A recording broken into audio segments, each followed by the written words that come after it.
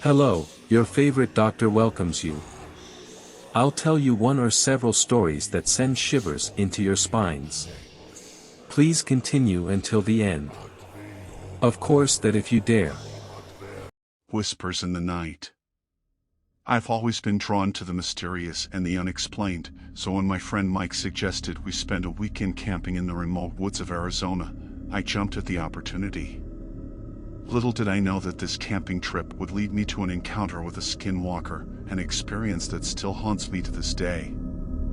As we arrived at the campsite, the sun dipped below the horizon, casting long shadows over the rugged terrain. The woods were dense, and the trees seemed to huddle together, as if guarding a secret. We set up our tents near a small clearing, and a crackling campfire provided a flickering, warm glow in the growing darkness. That evening, as we sat around the fire, Mike began to share stories of local legends. He spoke of skinwalkers, shapeshifters said to roam these very woods, taking on the forms of animals or even humans. I chuckled, thinking it was just a way to spook me, but the unease in Mike's eyes told me he believed it. As the night wore on, the forest seemed to come alive with strange sounds. Rustlings in the underbrush, distant animal calls that sounded eerily human, and the whispers of the wind through the leaves filled the air. It was as if the woods were trying to tell us something, but we couldn't decipher the message. Around midnight, we heard footsteps approaching our campsite. Mike grabbed a flashlight, and we both tensed, expecting a curious bear or a wandering hiker. But what we saw was something far more chilling. A figure emerged from the trees, its silhouette grotesquely elongated. It walked on two legs, but there was something unnaturally twisted about its form. The moonlight revealed a creature that appeared to be part human, part beast. Its eyes glowed with an otherworldly intensity, and its movements were strangely fluid, as if it were defying the laws of nature. I gasped, and Mike's grip on the flashlight tightened. In a voice filled with dread, he whispered, "Skinwalker." The creature seemed to understand us, for it tilted its head in a grotesque mimicry of curiosity. My heart pounded in my chest as the skinwalker circled our campfire. It made no move to attack, but its presence alone was suffocating. The night air turned frigid, and I could see my breath as I stared into those unnatural eyes. Mike and I knew we had to do something.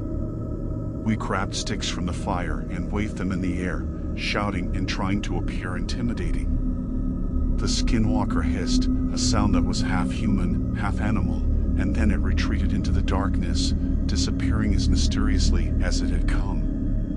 We didn't sleep that night, and our campfire burned bright until dawn. As the first light of morning broke through the trees, we gathered our things and left the woods behind.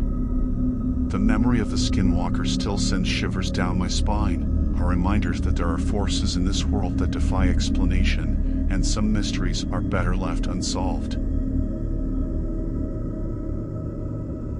The Midnight Deception. The night was thick with shadows, and the old house creaked in the wind. I sat alone, my fingers nervously tracing the edge of the photograph on the mantel. It was a picture of my husband, John, and me, taken on our wedding day. He'd been gone for 2 weeks now, a business trip he'd said, but he was supposed to be back tonight. As I waited in the dimly lit living room, my anxiety grew with each passing minute. The clock on the wall ticked ominously, its sound echoing in the silence. I had a nagging feeling that something was wrong, that John wouldn't be coming home tonight.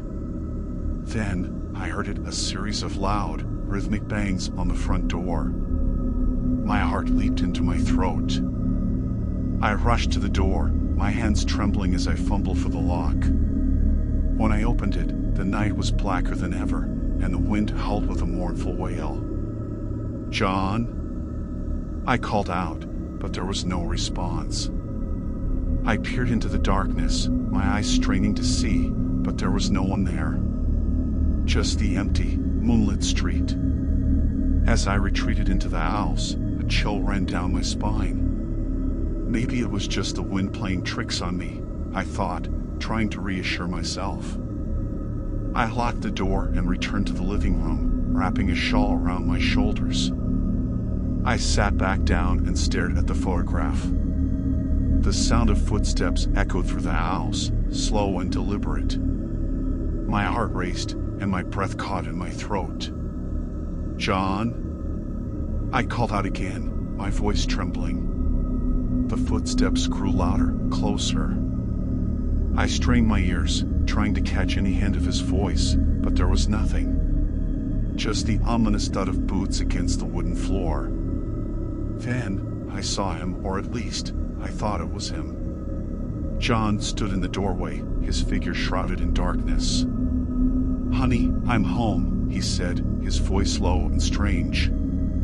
Relief washed over me, and I rushed to embrace him. But as I got closer, I realized something was horribly wrong. His eyes were empty, devoid of emotion, and his smile was cold and unsettling. "John, what's happened to you?" I asked, my voice quivering. He didn't answer. Instead, he reached out and touched my face, his hand icy to the touch. "Don't worry, dear. I've missed you," he whispered. A scream caught in my throat as I realized the truth. This wasn't John. It was something else, wearing his skin like a twisted disguise. The real John was still out there, and I had let the imposter into the house. I backed away, my heart pounding, but the skinwalker advanced, its eyes never leaving me. I had to get out, had to escape before it was too late. With a burst of adrenaline, I bolted for the door, flinging it open and stumbling into the night. Behind me, I heard the skinwalker's eerie laughter, a sound that sent shivers down my spine. I ran through the dark streets, tears streaming down my face, praying that the real John was still out there, somewhere, waiting to come home. The shape-shifting terror. The sun had set, casting the remote desert landscape into a sea of shadows. I found myself alone in the small, isolated town of Sagebrush, Arizona. My purpose for being there was simple enough: document the stories and folklore surrounding the mysterious skinwalkers that supposedly haunted these parts.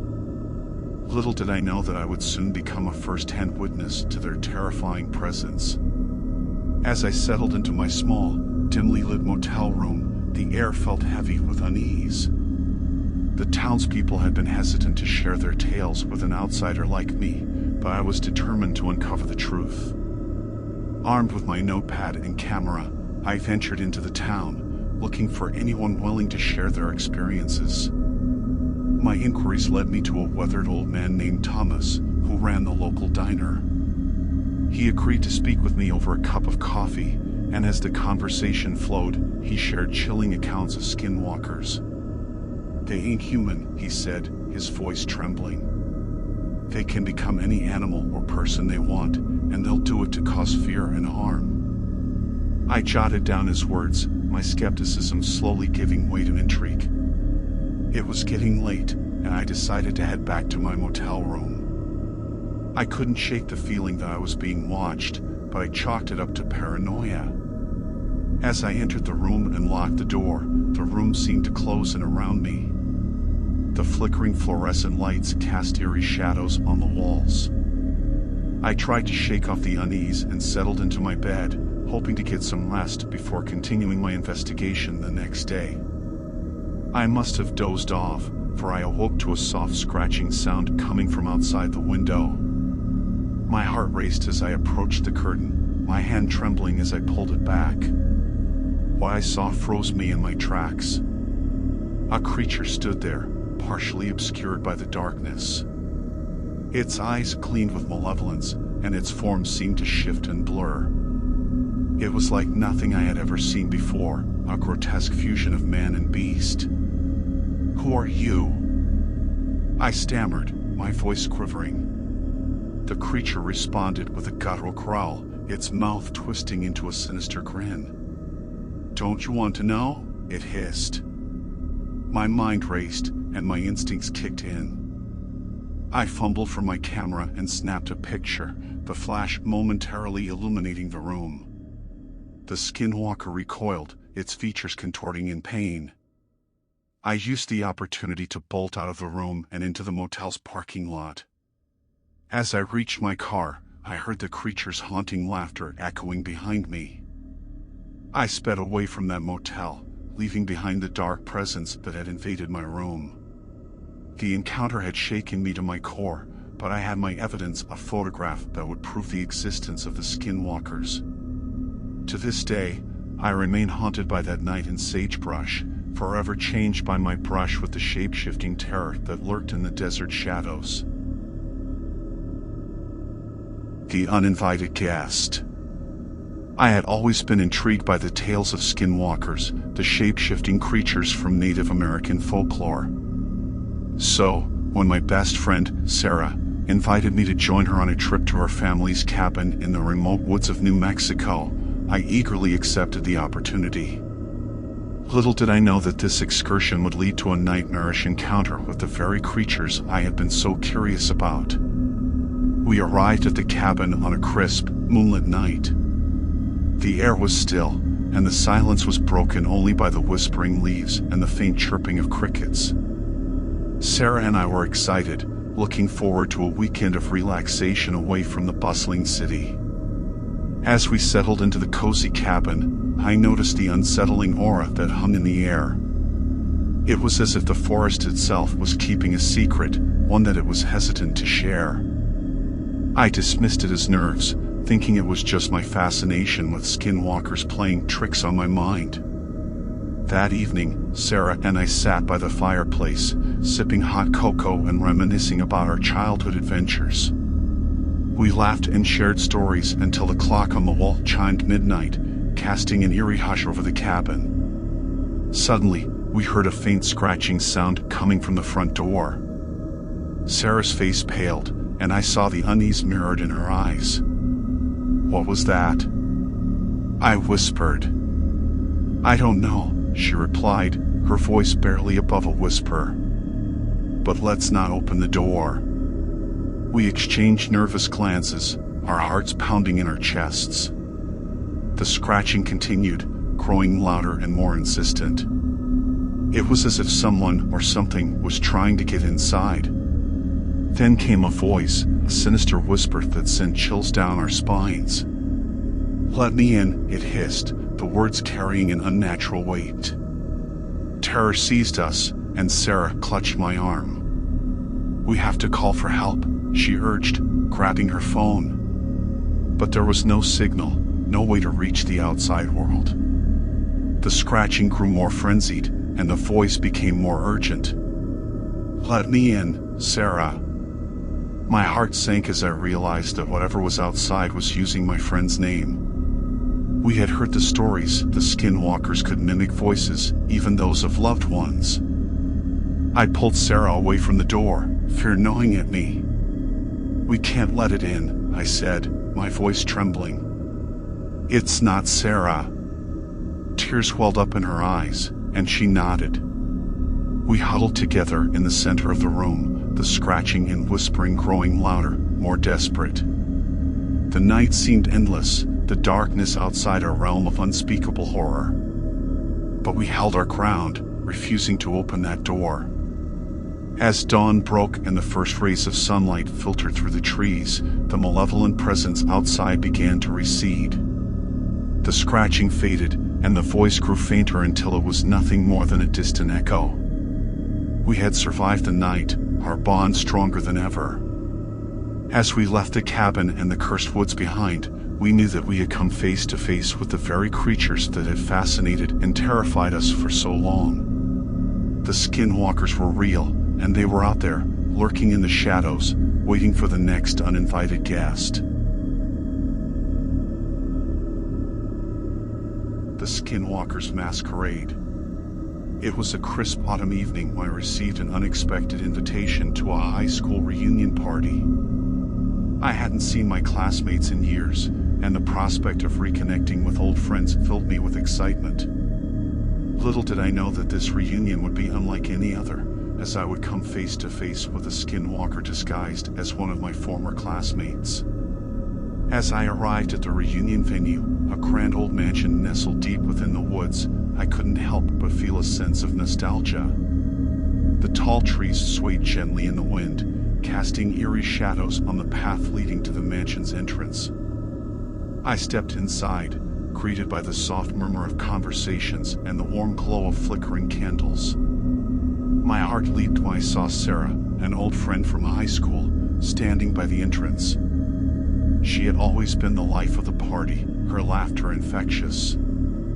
"Mark, it's been ages," she exclaimed, enveloping me in a hug. I smiled, grateful for the warm welcome. "It's great to see you, Sarah." We chatted and caught up on the years that had passed, reminiscing about the good old days. Sarah seemed just as I remembered her, friendly, vivacious, and full of life. She told me about her travels, her job, and her family. It all seemed perfectly normal until she whispered something that sent shivers down my spine. "Meet me upstairs, Mark. I have something to show you," she said, her voice laced with a strange urgency. I agreed, curious about what she had in store. We parted ways temporarily, and I mingled with other classmates. The party continued, but an unsettling feeling nagged at me. Upstairs, I found Sarah waiting for me in a dimly lit hallway. "What did you want to show me?" I asked, my curiosity tinged with unease. She smiled, but there was something off about it, something cold and calculating. She led me into a small room, and my heart raced as I realized that we were alone. "Mark," she said, her voice low and unnerving, "I have a secret. Something I've been hiding for years." I watched in horror as Sarah's body began to shift and contort. Her face twisted into an unnatural, sinister grin. Her eyes glowed with malevolence. It was then that I realized the truth. This wasn't Sarah. It was a skinwalker, a creature that had taken her form. I stumbled back, my mind racing. "Who are you?" I demanded, fear gripping me. The skinwalker's laugh was chilling, a sound that sent shivers down my spine. "I am what you fear most, Mark. I am the shapeshifter, the harbinger of nightmares." I knew I had to escape, but the skinwalker was blocking the door. With trembling hands, I fumbled for my phone and dialed 911. I whispered my location to the dispatcher, praying for help to arrive. As I ended the call, the skinwalker lunged at me, its claws inches from my throat. I dodged just in time, stumbling out of the room and down the stairs. Panic and chaos erupted as I yelled for everyone to leave the mansion. The police arrived, and the skinwalker, still in Sarah's form, was taken into custody. It was a night I would never forget, a night when I came face to face with a creature that could mimic those we trust. The reunion was over, but the terror of that encounter would haunt me forever, a chilling reminder that some secrets are better left buried in the darkness.